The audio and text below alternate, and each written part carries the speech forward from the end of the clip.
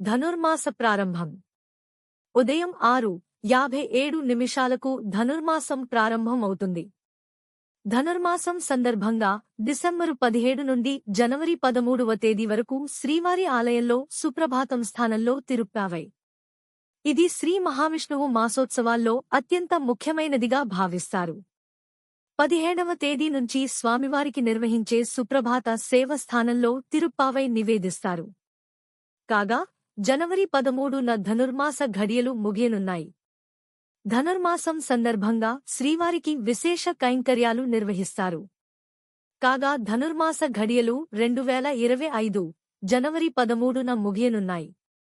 ధనుర్మాసానికి విశేష ప్రాధాన్యం. పురాణాల ప్రకారం ధనుర్మాసంలో దేవతలు సూర్యోదయానికి 1:30 గంట ముందుగా నిద్రలేచి బ్రహ్మ ముహూర్తంలో శ్రీమహావిష్ణువును ప్రత్యేకంగా ప్రార్థిస్తారు. కావున ఈ మాసానికి సౌరమానంలో ప్రత్యేక ప్రాధాన్యం ఉంది.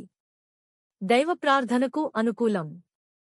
తాను అన్ని మాసాల్లో ఉత్తమమైన మార్గశిర మాసం లాంటివాడినని శ్రీమహావిష్ణువు స్వయంగా చెప్పినట్టు పురాణాల ద్వారా తెలుస్తోంది. ధనుర్మాసాన్ని శూన్యమాసం అని కూడా పిలుస్తారు. ఈ మాసంలో భగవంతునికి సంబంధించిన కార్యక్రమాలు తప్ప ఇతర కార్యక్రమాలు సాధారణంగా చేయరు. పూర్తిగా దైవంపైనే శ్రద్ధ వహించి ప్రార్థించాలన్నదే ఇందులో అంతరార్థం.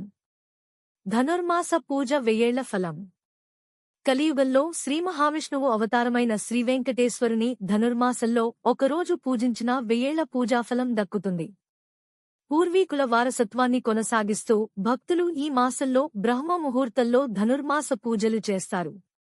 ఆండాళ్ తిరుప్పావై పారాయణం. 12 మంది ఆల్వార్లలో శ్రీ ఆండాళ్, గోదాదేవి ఒకరు. ఈమెను నాంచియార్ అని కూడా పిలుస్తారు. ద్వాపర యుగ శ్రీకృష్ణుడు అయిన తిరుమల శ్రీవారిని స్తుతిస్తూ ఆండాళ్ రచించిన 30 పాసురాలను కలిపి తిరుప్పావై అంటారు. ఆళ్వార్ దివ్య ప్రబంధంలో తిరుప్పావై ఒక భాగం. తమిళ సాహిత్యంలో దీనికి విశేష ప్రాచుర్యం ఉంది. శ్రీవారి ఆలయంలో నెల రోజులపాటు జరిగే తిరుప్పావై పారాయణంలో రోజుకు 1/4 అర్చకులు నివేదిస్తారు. ఈ సందర్భంలో సాధారణంగా భోగ శ్రీనివాసమూర్తికి బదులుగా శ్రీకృష్ణ స్వామివారికి ఏకాంత సేవ నిర్వహిస్తారు. ఈ తిరుప్పావై పఠనం పూర్తిగా ఏకాంతంగా జరుగుతుంది. ధనుర్మాస వ్రతం. శ్రీ గోదాదేవి ధనుర్మాస వ్రతాన్ని ఆచరించి చూపారు. ఈ వ్రతాన్ని ఆచరిస్తే సుఖసంతోషాలు ఒనగూరుతాయని తెలియజేశారు.